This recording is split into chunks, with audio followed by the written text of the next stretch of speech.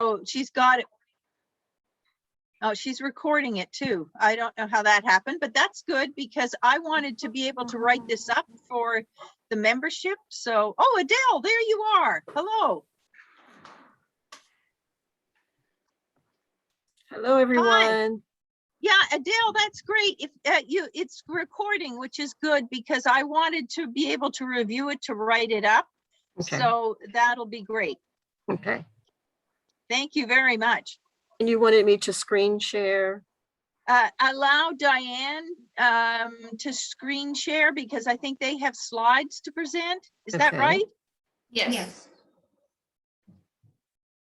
Mm, We're gonna do this first one. No, it says Adele started. Uh-oh. Adele, you've put screen sharing for yourself. Oh, We don't want to do need that. to allow Diane to screen share. Maybe if you make Diane the host, Oh, that's right. that would do it. And then she can screen share.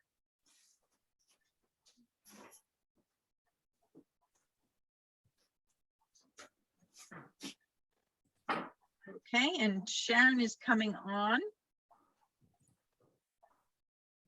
Okay, Diane, you're the host. Okay, so you should be able to screen share now, Diane. Okay. Can you see the PowerPoint? We can indeed. Okay. That's excellent. Yes, very nice. Perfect.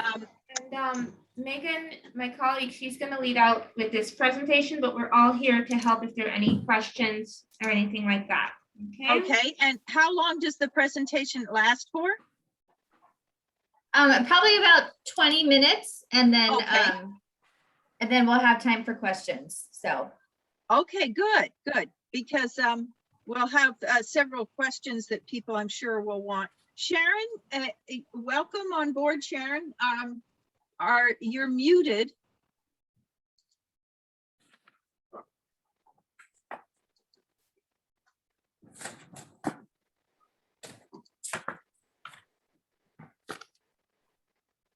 And we also can't see you.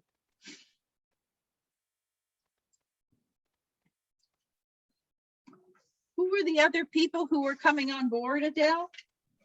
Let's see. There's Joyce and Sue Gabe, Betty Mahoney. Okay. Hey Judy, it's Patty. You did not. Hi, Okay, Sharon. let me, Hey, Christy. I'll do it right now. We'll wait for a couple more Sure. minutes just to get the other people on.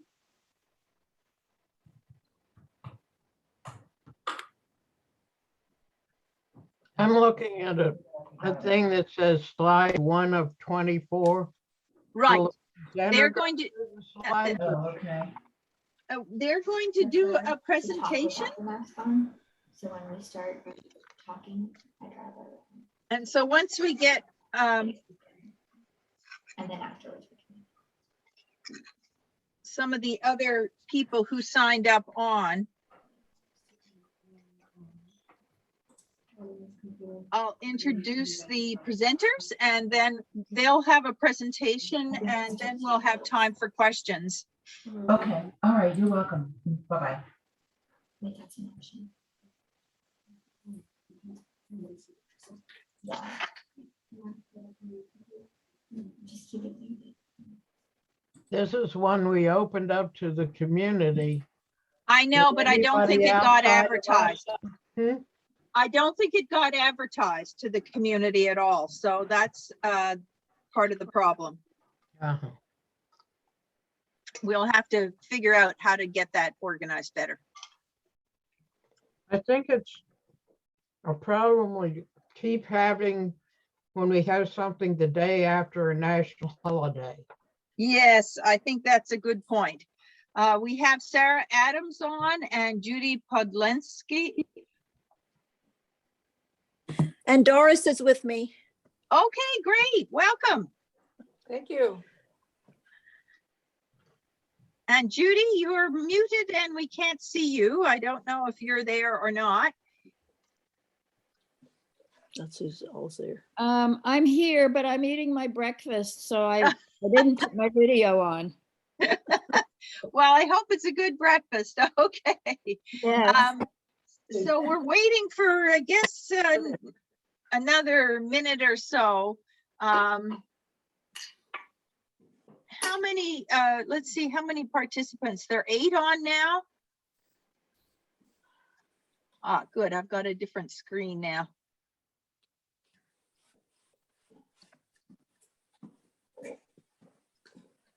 This has to be easier than. Yeah, than your computer.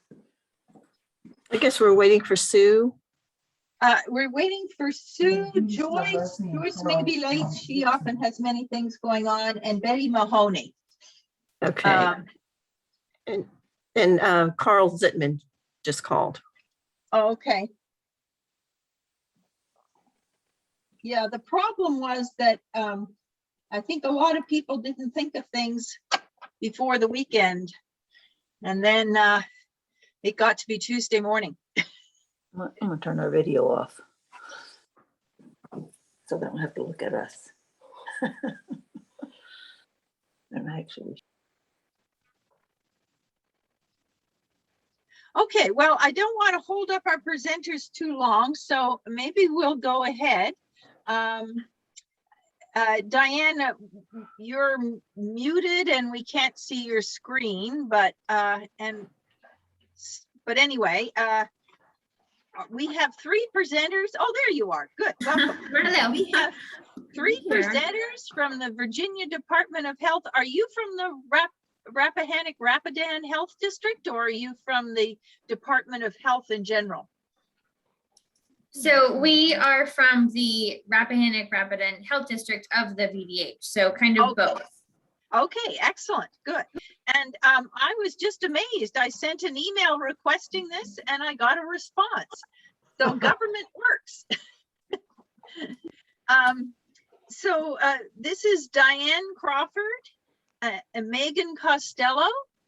Please wave your hands so people know who you are. That's Diane Crawford, Megan Costello, Hello. and Carolina Gomez. Great. Okay. So welcome all 3 of you. We asked to have a presentation on what was going on in COVID. And we had 3 specific questions that we'll probably get to after your presentation. You have about a 20-minute slide presentation. Is that correct? Roundabout, yeah. Okay. So why don't we go ahead so that we don't go over time too much, and looking forward to it.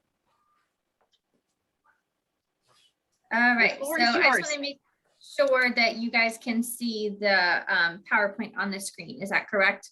We can. It's beautiful. Okay. All right, perfect. Well, thank you. So like I said, my name is Megan. I am one of the community health workers, and Diane and Caroline are actually going in the other room so that we don't get any echo between our computers. So like I said, my name is Megan. I am one of the 3 community health workers for our health district. And our job is just to share COVID information with the public. So we're really excited to be able to share this information with you all. Okay, and this is the first slide, which is an SNL skit, but I think all of us can feel or can relate to this because it's been a long pandemic. I barely remember what happened in the whole year of 2020 and 2021. And now we're about 3 months away from 2022. So we all just have to keep trying to do our best to make it through the end of the day, seems like. All right, so now we're going to get into cases for the state of Virginia. So this is the total number of cases that we have currently. And this map was taken from, I think, last Friday or Thursday, whichever date the 8th was, I forget off the top of my head. But as you can see, it varies a lot by region. It varies by health district. And then you can see where our 5 counties are in the middle of that graph right there. All right, so then we're going to get into community transmission. So this is the whole state. of Virginia, and red is considered high community transmission. The orange into the regions of, I think that's Fairfax and some of the DC suburbs and that area down there. That is moderate transmission, and then that yellow, so that little tiny dot in the middle of Prince William County, I think that's Manassas City, that is actually low community transmission. But this chart is updated every week on Fridays. And it is just a easy way to see and kind of see what the recommendations are for wearing your mask. So again, if you're in areas of moderate or high community transmission, so anywhere where you see orange or red, that's going to, that's where the CDC and VDH recommend that you wear a mask when you are outside or interacting with other people, because again, high community transmission leads to high chances or increases your risk of getting COVID if you are not vaccinated. All right, and then when we look into our health district, so we have Culpeper, we have Fauquier, Madison, Orange, and Rappahannock. So again, all of our counties have high community transmission, and we'd like to get that to be lower, obviously, because then we're having less cases every single week. And then right here is the count for community transmission. So again, that is the count of cases per 100,000. So you can see over 100 per 100,000 people puts us in that high community transmission category. Okay, so now we're going to go ahead and get into COVID vaccines, which again is our best method to defeat COVID-19. It's our safe and clear path back to getting back to all the things we are missing. And there's plenty of ways to get your COVID vaccine. So the vaccines.gov website is a really good one on a national level. If you visit our internal website at rrhg.org, that is our health district website, and that can lead you to some links and ways to find your vaccine. You can call this number, which is 540-308-6072. That is one of our hotlines. So if you need assistance scheduling for a vaccine appointment, you can call that line, and actually the community health worker, so one of us, usually checks that line, and then we can return those phone calls. And the easiest method might be to text your zip code to GetVax, and that's 438-829.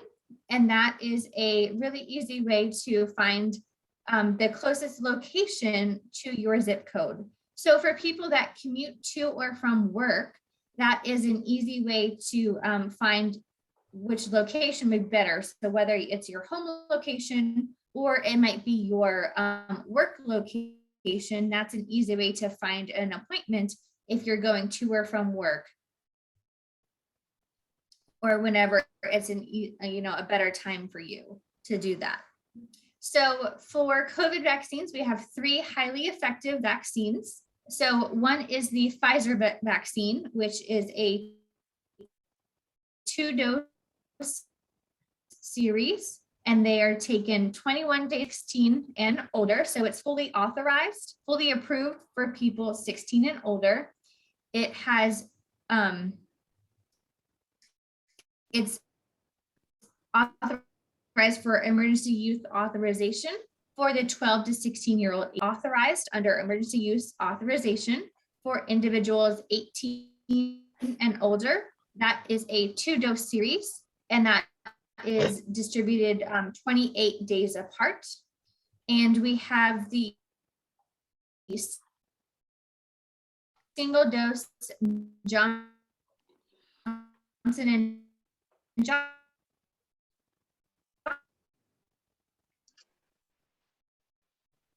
Diane, you're breaking up a bit. Breaking up a lot. vaccine, We're missing a lot which of is what you're saying, authorized by Diane. emergency use for individuals 18. Okay, I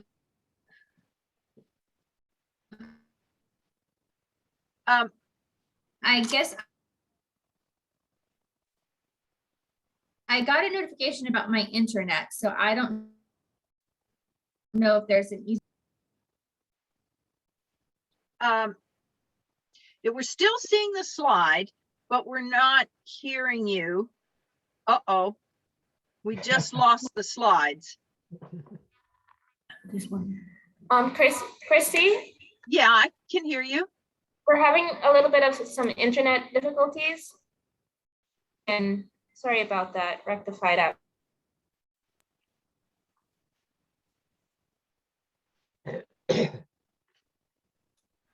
It seemed to be her audio was not working and she was freezing. Sorry, one moment, please.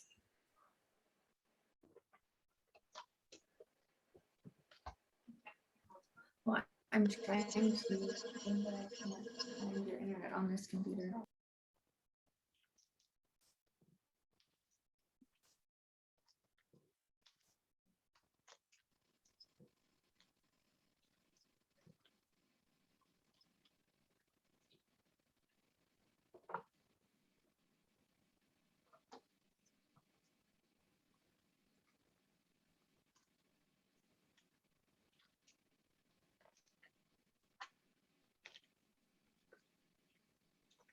Hold on, folks.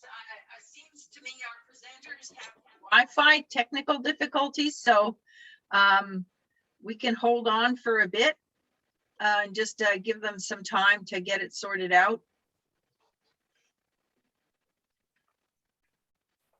Yes, we're working to get it rectified. The internet had some breakage in the connection there.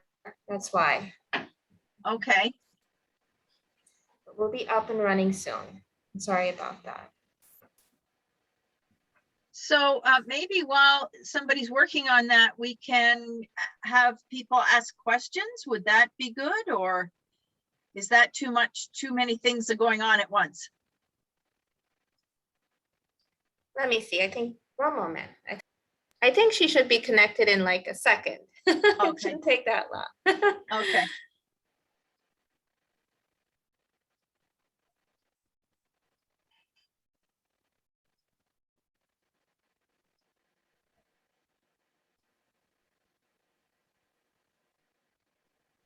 Okay, we got the go ahead to take some questions.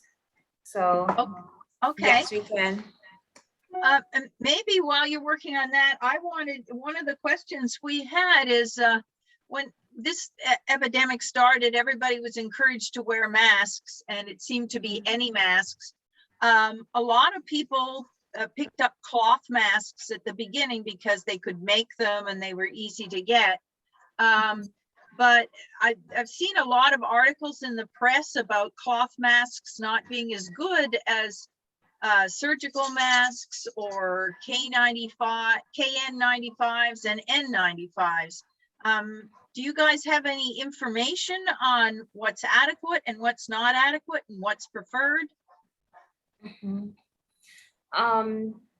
That's a very good question. I know I will start by saying that any mask is better than no mask at all. Currently, with the CDC guidelines that we have, whether you're vaccinated or not, based on what the statistics is showing, we are in our health district, we're in an area of high transmission, and it's recommended for both vaccinated and unvaccinated residents to wear a mask indoors when they're attending any social gatherings or smaller spaces.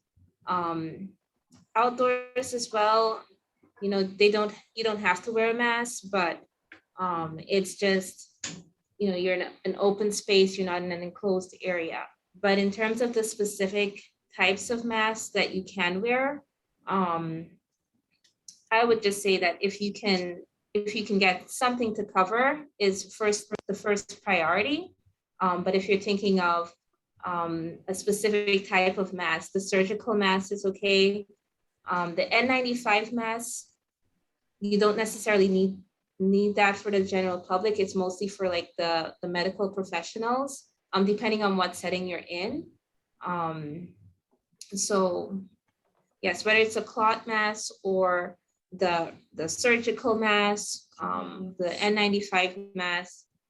Either one of them would be good. We actually have a lot of people who are going without masks, and I think that's like the biggest concern that we should be having, especially in our area where we have a higher transmission rate and we're still in the red. Okay. Yeah, you can now get N95 masks. You couldn't until relatively recently.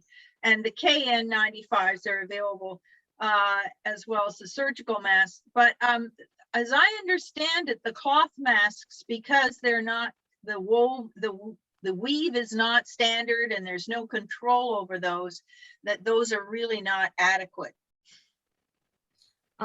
You will have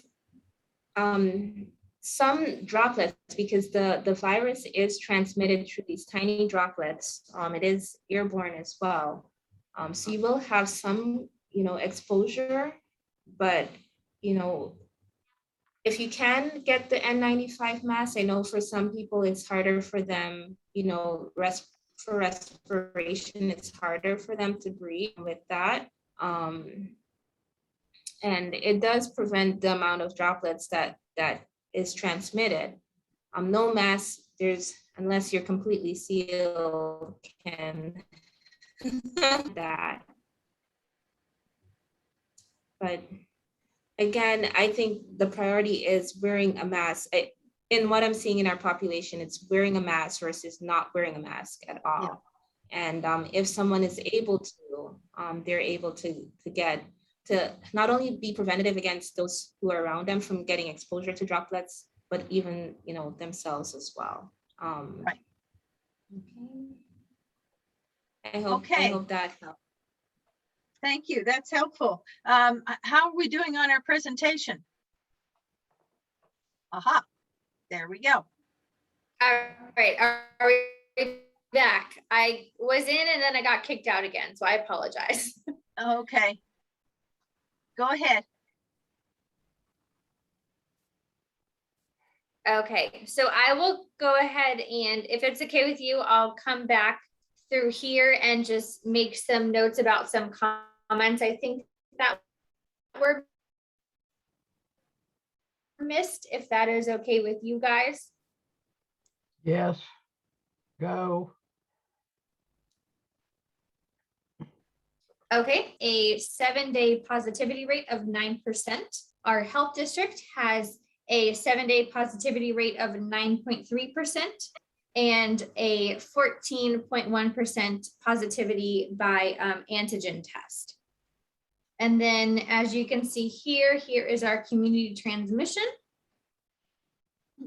This is for our health district.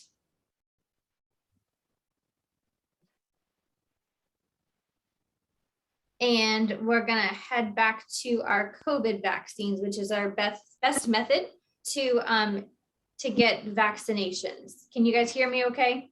Yes. Yes. Please. Okay. All right, so we will go ahead and go to our next slide, which is how many people are vaccinated within our health district. So we're doing pretty well in our health district. So in our 5 counties, so we have 68.2% of our population has at least one vaccination. As you can see, over 18 population, 60 at 87.1, there should be a percent sign, so I apologize about that.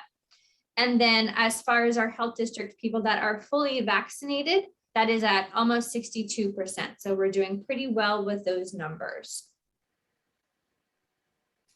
Okay, so next we're getting into some discrepancies between what is a COVID booster shot and then what is that 3rd dose for those who are eligible. So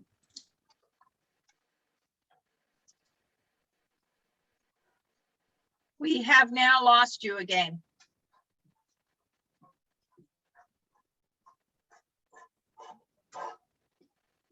let's get into that. We're having again some technical difficulties here with the internet.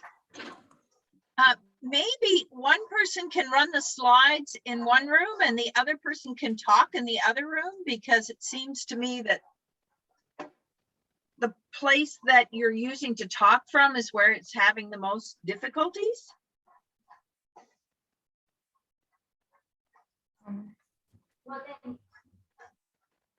Sorry about that. Let me take a look and see what's happening. Well, whoever's talking right now, if they could do the talking to So- the slides, then we could move ahead.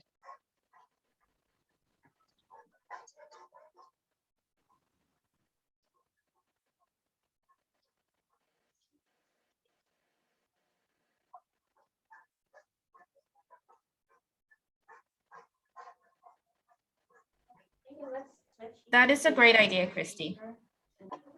Yeah, because one of you seems to have good audio connection.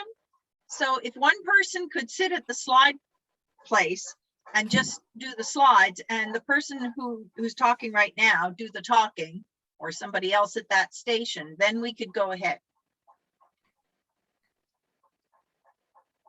Okay, and can you hear us? Yes, we can. Okay, Okay. Carolina? all right. So we're gonna head and go into, again, that booster shot and third dose.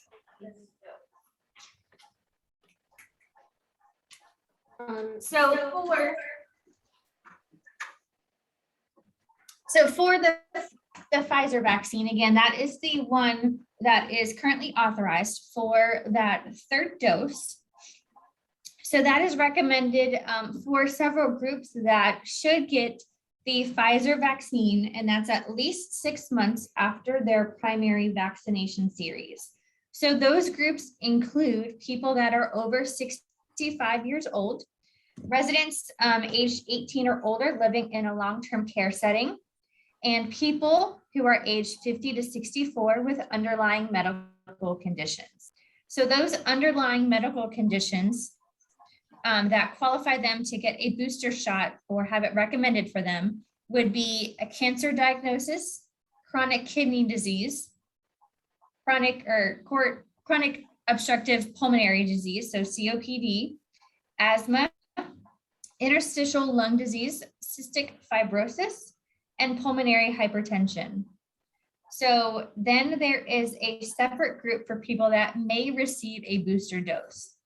So those following groups that may be eligible to get a Pfizer vaccine at least 6 months after their primary vaccination series include people who are 18 to 49 years old with underlying medical conditions, and people aged 18 to 64 at increased risk of exposure and transmission due to occupational or institutional settings. So those settings where occupations that have increased risk for COVID exposure include frontline essential workers and healthcare workers, such as first responders, including healthcare settings, firefighters, police officers, congregate care staff. That also includes education staff, such as teachers, support staff, and daycare workers. They also include food and agriculture workers, manufacturing, anybody in a corrections facility, U.S. Postal Service, public transit workers, and grocery store workers. Next slide, please.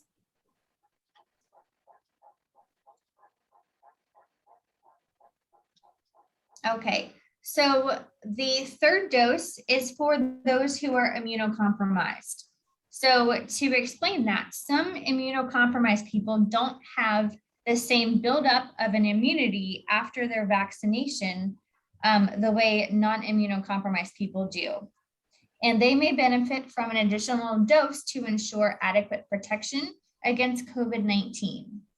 So this third dose only applies to those mRNA vaccines, which is the Pfizer or the Moderna. So again, you can mix and match those mRNA vaccines, but you cannot mix the Johnson & Johnson with an mRNA vaccine. And this applies to those who are moderately or severely immunocompromised. And this includes people with active cancer treatments for tumors or cancers of the blood, There is also a list of qualifications if you look on the CDC website, and you would need to get more information as to what would qualify you to get that if you are immunocompromised. We also encourage you to talk to your healthcare provider and see if you qualify for either that booster dose or that immunocompromised third dose. So another way to distinguish what is a third dose, which is just a booster shot, is to look at, so normal people, quote, healthy people, they get those 2 vaccines, and then they get that maximal protection against COVID-19. So for those who need a third dose, they need that additional dose at least 2 weeks after, 21 days after their second dose to get that same level of immunity. And again, that's because their immune systems are compromised in some ways. Next slide, please. So the vaccines are still highly effective at preventing severe illness and death. And our priority continues to be ensuring that unvaccinated population becomes vaccinated. Next slide, please.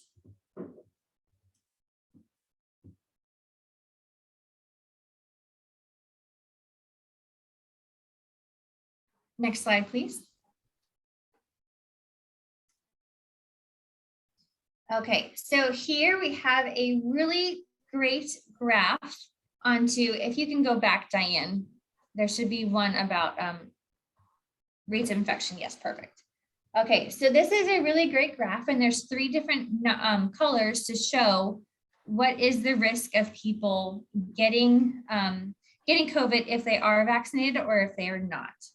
So as it says, between January 17th of this year and October 2nd, unvaccinated people develop COVID at a rate of 6.5 times that of fully vaccinated people, and 2.4 times that of partially vaccinated people.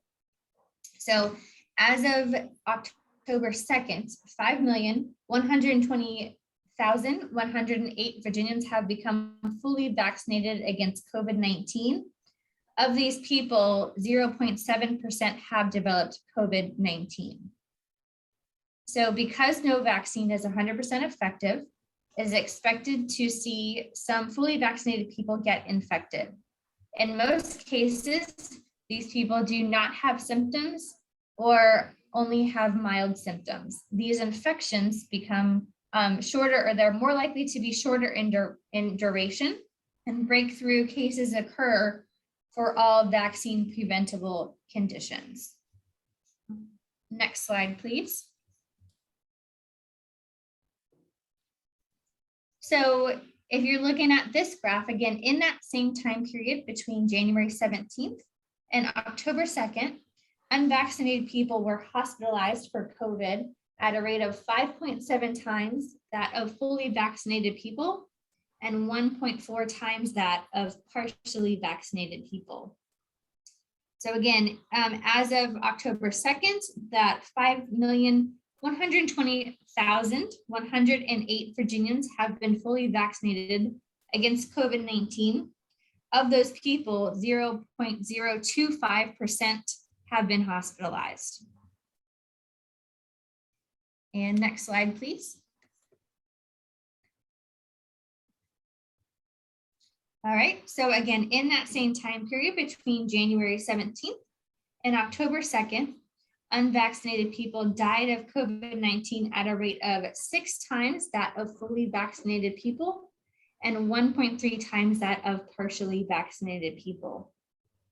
So again, in that same time period, of that 5,120,108 Virginians, of those people that have been fully vaccinated against COVID-19, 0.0074% have died. Next slide, please. Okay, so I know there were some earlier questions about masking, so we'll go ahead and get into that now. Next slide, please. Okay, So there was some recent changing to masking guidance. And again, per CDC guidelines, the VDH recommends that all individuals over the age of 2 wear a mask indoors, regardless of vaccination status, when in areas of substantial or high transmission rates. So again, that in that graph of the state of Virginia, that's where any county is going to be orange or red. So there are other settings where masks are required, and that includes school settings and healthcare settings, public transportation, including planes and metros, and of course, when you are not vaccinated. Next slide, please.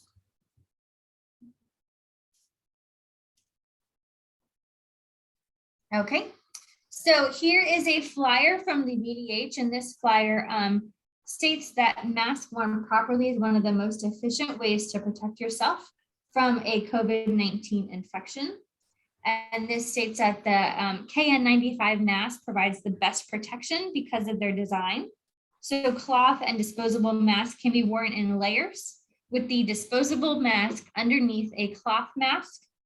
And also remember to dispose of disposable masks and to wash cloth masks.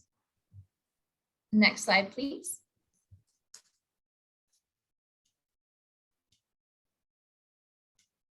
Okay, so this is just a quick infographic on different ways to wear a mask. So obviously, with any surgical mask like the ones Diane and Carolina are wearing, there is a wire along the top rim of your nose. So you want to pinch that against your nose to create some kind of seal. And then you want to have it worn effectively over your nose and mask and on a tight fit around your cheeks. So obviously, as you can see in the arrows, there is some spread of, breath particles, aerosols in the mask. But again, the better your mask fits against your face, the less you then are breathing out into the rest of the public, but also there's less chance for those particles to also come in because they can go in and out the same way.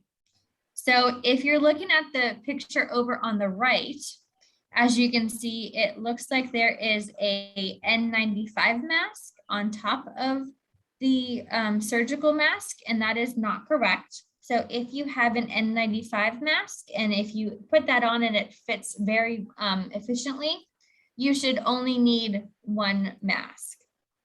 Okay, because again, it has that tight seal over the nose and it has a tight fit around your face.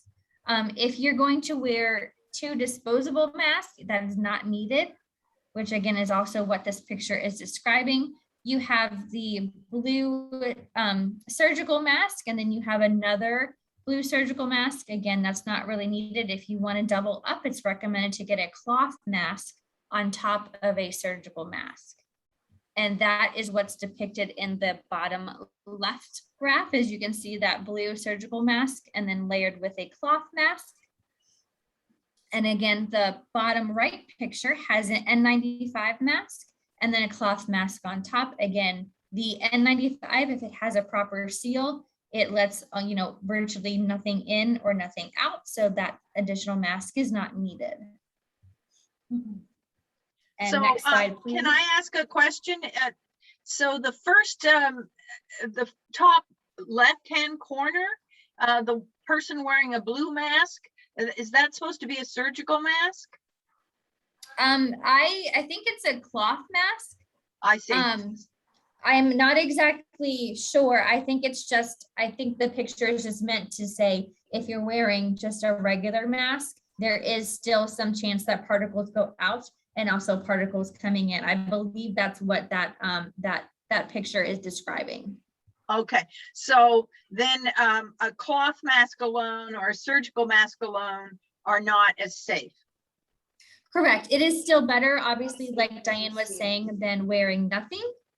Yeah. But I mean, obviously, no mask is really 100% unless you're fitted with a PAPR, and they only do that in hospital settings. Yeah. And even those have small risk of, contamination where you're filtering your the air coming in and out from that additional machine. So. Okay, very good. That's the information we needed. Okay, let's go to the next slide, please. Okay, so again, this is just another reminder on proper mask wearing. And let's see, so again, it should fit snugly and comfortably or against the side of the face, like I said, where there is a chance for it to leave. So we want it to be covering your nose and mouth. Again, a mask that is worn under the nose does not help, because if I can see your nose, COVID can also see your nose. So you want to make sure your nose and your mouth is adequately covered. So we want to emphasize that cloth masks, they have at least 2 layers of fabric, because you have that inside and the outside layer. So obviously the more layers, the more filters that those particles have to go through in order to get into your body. So again, it's either secured with ties or ear loops.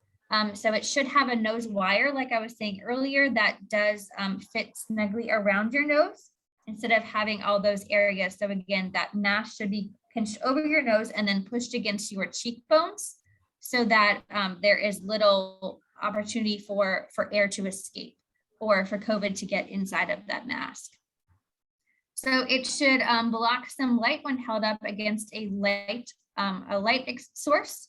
And again, it should allow for breathing without restriction. So again, even if you're wearing an N95, you should feel, or even other types of masks, you should feel the mask suck in, kind of go towards your lips as you breathe in, and then as you breathe out, it should move a little bit.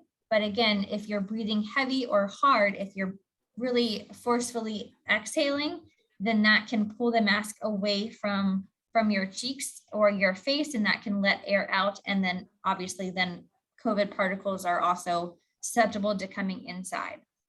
So again, your mask is just a preventative measure, but some other things you can do obviously is to become fully vaccinated. If you're not fully vaccinated, we want you to continue wearing masks indoors or in crowded settings. And obviously, if you are feeling sick, please stay home and get tested. So as a case investigator for the last, well, I did it for about 1.5 years. When COVID first came around, anytime somebody had a sniffle, they pretty much went to get tested. Obviously, this was at the beginning of the pandemic when everything was fresh and brand new. And then as time went on, a lot of people were less likely to get tested. And so that's kind of unfortunate. And I think even now people are less likely to get tested unless it's mandated, like by a school, by your work, or if you know somebody and you've been around them to become positive. That is usually the instances where people get tested. Whereas before, at the beginning of the pandemic, if somebody had even, a sniffle, they were like, I need to get tested. I need to find out if I have COVID. In my limited experience, of course, not speaking for everybody, but it seems like that urgency isn't around anymore. And that's unfortunate, because there are still people who are susceptible because they think they're just going around with, allergies, which are normal for this time of year, or I just have a little bit of a sinus infection. I have a sinus headache because the pressure is changing because of the seasons. That is where a lot of people still are susceptible, especially with the Delta variant that we're seeing go around. So we want to emphasize that the community is still at risk, less so if you are vaccinated, but still extremely risky if you are unvaccinated. Can I ask a question here? Yes. There's been some recent articles in the press saying that the goal is for everybody to have a test at home that they can take and send in to get an answer if they need to. And also, is there testing widely available in our area right now? Those are 2 questions. Sorry. That's okay. So I'll do the first test, which is the at-home test. I believe it's called the Binax test, but don't quote me on that. I want to make sure to clarify before that information gets spread around. But that is a test that you can pick up at, a pharmacy, at CVS, at Walmart, granted, as long as it's in stock, of course. But there is a test that you can do at home remember, if you have been tested, that little nose swab has to go pretty far into your nose. So there is that chance that you cannot get that apparatus far enough into the nasal cavity to get where those COVID particles are. There is also, I believe, Walgreens in our area has free testing as long as you can do it by appointment. I believe you do it in the drive-through. But again, that's where you are swabbing yourself. Now, I know for a fact, I would not stick that swab up as far as the person who did my test did before, just because I'm afraid to go up that far. I didn't know my nasal cavity went that far back. So, there is that caution that if you are testing yourself, make sure to go up as far as you need to get an adequate test. If you look at pharmacies, for example, they do private testing, but again, it's based on the availability.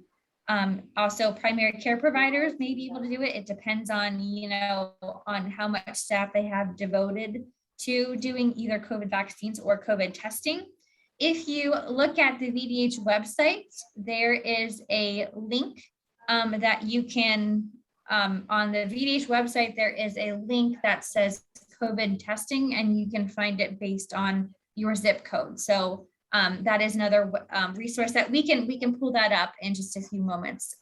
Okay. But Diane, I think there's one more slide. So if we can get into that, and then we can pull up that resource for testing. Okay. Did I answer both of your questions? I'm sorry. Yes, thank you. Okay. Okay, great. And then we have one more slide. So this is just talking about the variants. If you can just remember that variants are still circulating. Right now, Delta variant consists of over 99% of all COVID cases. And remember, with less testing, we have less chance to get those sequences, I guess the variant sequenced. So we have less opportunity to get to basically see what kind of variant is circulating. I also want to emphasize that this is just the people who have the ability to be tested, that have the resources and the financial resources to actually get that test, or have, a car transportation to get that test. There's a lot of people that are probably walking around with just a sinus infection and think it's COVID. So again, anytime that person goes around, they are then at risk of spreading COVID. And I also want to emphasize that it's probably just a matter of time before we find another variant of concern or interest from any of the places around the whole entire globe that have limited vaccination. So if you think about like most of the continent of Africa or South America, or even Western Europe or Asia, they don't have as much vaccination for their population as we are so fortunate to have. So in those places of low vaccination is where the next variant will emerge. And just like COVID spread from globalization, from air traffic, from people traveling all over the world, that's how that next variant will come. So again, Delta is not the last variant that we will see.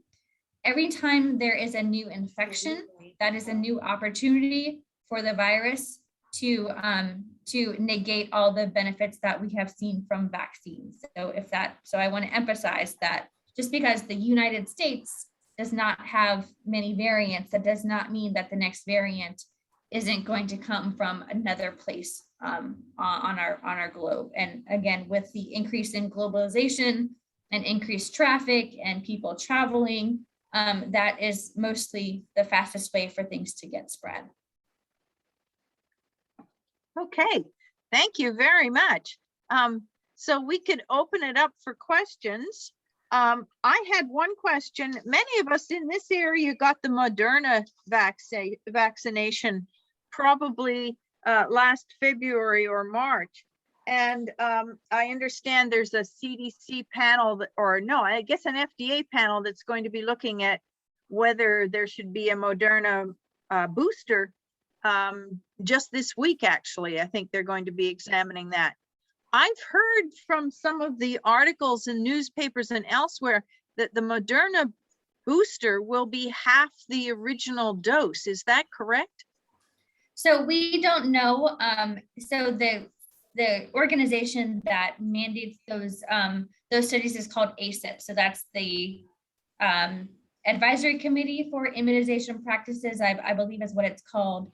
And they have that data and they review it.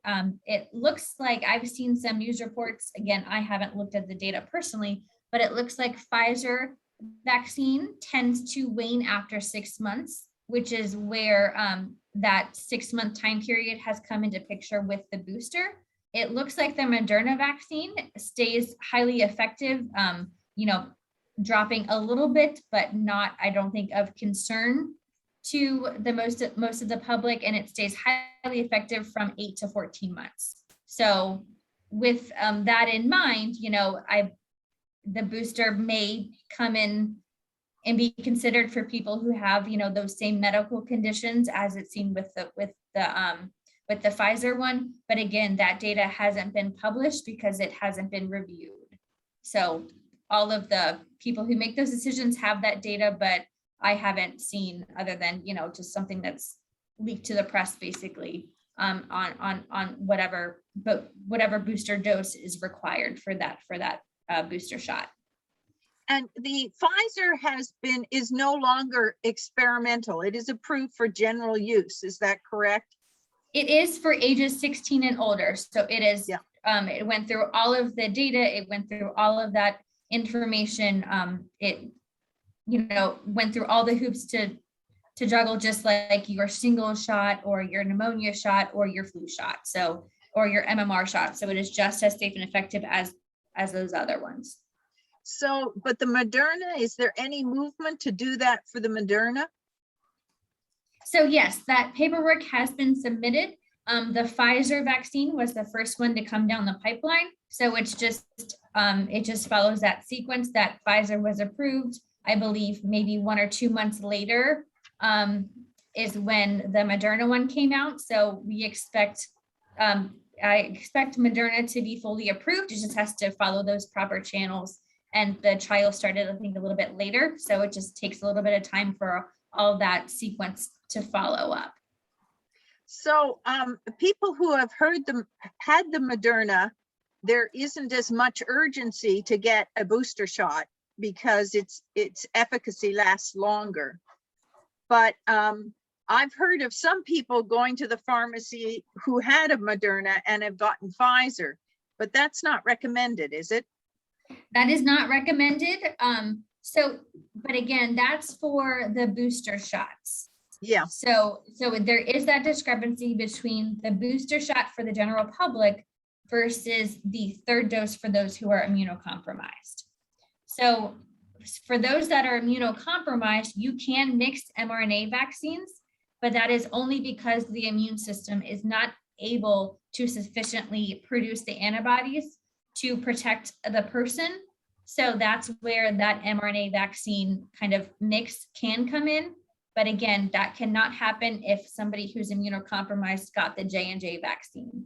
We have not seen the data to say that that is possible at this time frame. I'm sure they're doing studies on it, but that hasn't been released to the public. So for the population 65 and older, which covers many of the members of our group, if they had Moderna, they should just hang on and not try and get another booster from the Pfizer. Is that correct? Yes, we want them to stay with their initial vaccine series. That's what the data has been shown to be effective. And so we are going to follow those practices.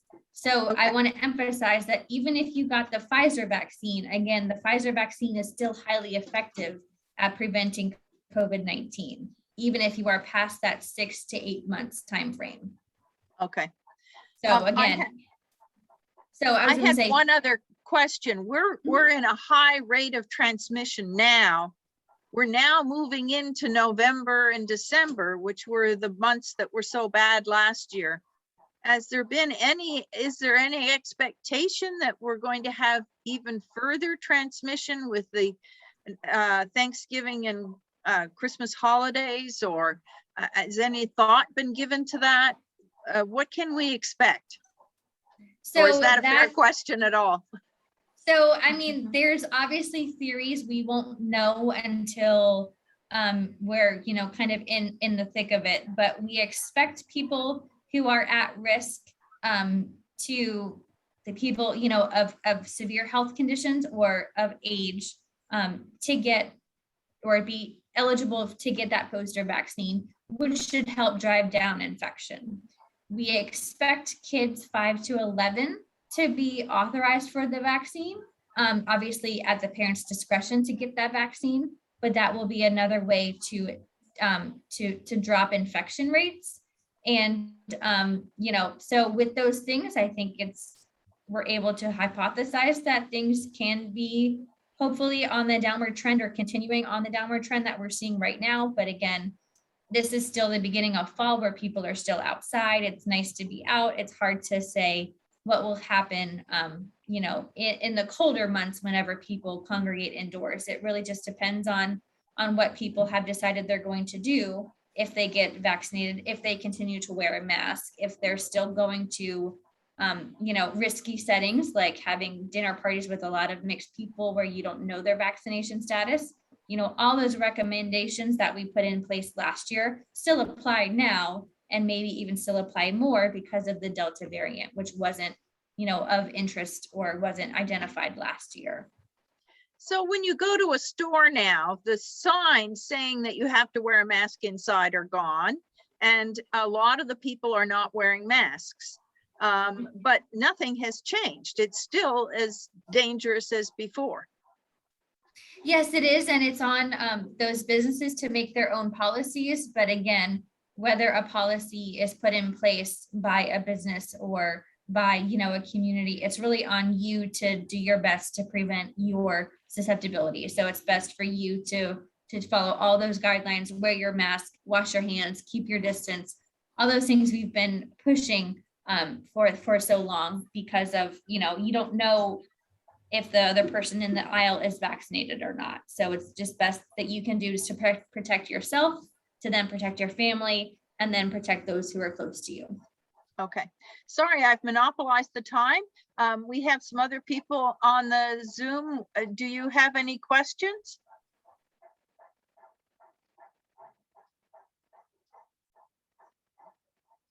Unmute yourself if you want to ask a question.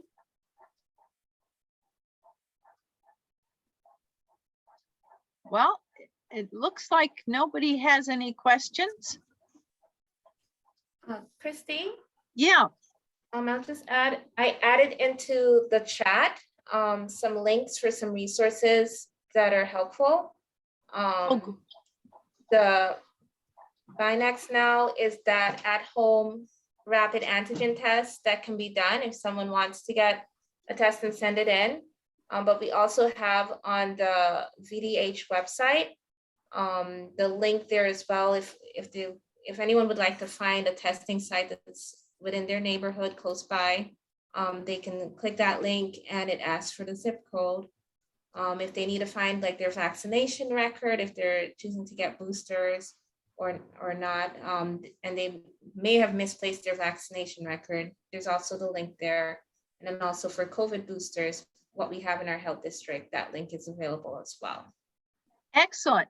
Yes, and if you could possibly send this by email, then I can transfer them on to everybody in the group. Along with yes. the other thing is I was going to write up a summary of this presentation, and then I wanted to send it to you to make sure that it's accurate, that I haven't misrepresented anything, and then we'll try and get it out to the local paper if that's okay with you. Yeah, I think that's great. We definitely want to just make sure, you know, all the information is correct, and we'll send it to our superiors, obviously, before that gets sent out. But I think that's a really good plan. So. Yeah. Okay. One more call for any of our other people on the Zoom if they want to ask questions? Now is your last chance. Okay, everybody's still muted and we haven't heard from them, but I guess we've answered their questions. So thank you all very much. I'm sorry we had some glitches, but you'll be better ready next time, I guess. And I really appreciate all this information. It's very, very helpful. I guess my one outstanding question was, the Moderna, would they really be doing half a dose for the booster of Moderna? Have you heard anything about that? That's a bit concerning. I have not. So the booster dose, just it's enough to mount the same kind of antibodies. So it's hard to say, I mean, from my limited, my limited knowledge, to say what dose is needed to get to the same level of previous antibodies. So, so the Pfizer vaccine is one dose and the Moderna vaccine is another dose. So there isn't the same amount between the two vaccines. So I know they're looking at ways to get the Moderna vaccine to that appropriate threshold, but probably not exceed it because it doesn't need to be exceeded in essence. So, whatever the scientific data says that the amount of the dose is adequate to mount those antibodies is what's studied and evaluated and proven to be effective. So just because it's lower than your initial dose, I don't think is any reason for concern. Okay. Okay. And one final question. I understand from a presentation of Dr. Fauci on TV, we can go to the pharmacy once the booster is approved for our type of vaccine and get the flu shot in one arm and get the booster in the other arm at the same time. Is that correct? That is correct. You are able to get your COVID shot along with any other vaccine, and that goes for all ages as well. So kids can get their, Tdap or their, HPV shot and get their COVID vaccine at the same time. So that's Okay. not an obstacle. So. And we should be doing that in October and November this year, right? Yes, right. So again, anytime after at least 6 months after your last dose, but again, that is not a sticky date. You still have, again, like I said, that 8 to 14 months of for Moderna, at least for your vaccine to be highly effective. So it does not have to be 6 or 8 months to the date. You still have a good window. Okay. Well, And thank if- you very much. Yeah, sorry. And Christy, if anyone would like to get their flu vaccines, within our health district, they are available at the health department on a walk-in basis. We do have a schedule for that. And then we have clinics as well for the COVID vaccines, if anyone would like to get that as well. Okay, and there's links for both of those on the website? Yes, we can send those to you so you can have those available. Okay, that would be wonderful. I'd love to include those so that we can get everybody going for all their vaccines. Yes. Exactly. Okay, thank you very, very much. This has been very helpful. We really, really appreciate it. Yeah, Thank you for so having much. us. And Yes, I'll be thank you all sending for you your a, time. and I'll be sending you a summary shortly in the next couple of days. Okay. Sounds good. Thank you. Okay. All right, take care and Bye-bye stay now. safe. Adele, are you still there? Could you close it and stop the recording, and then we'll be all finished. Okay, thank you very much. Take care. Bye-bye. Bye.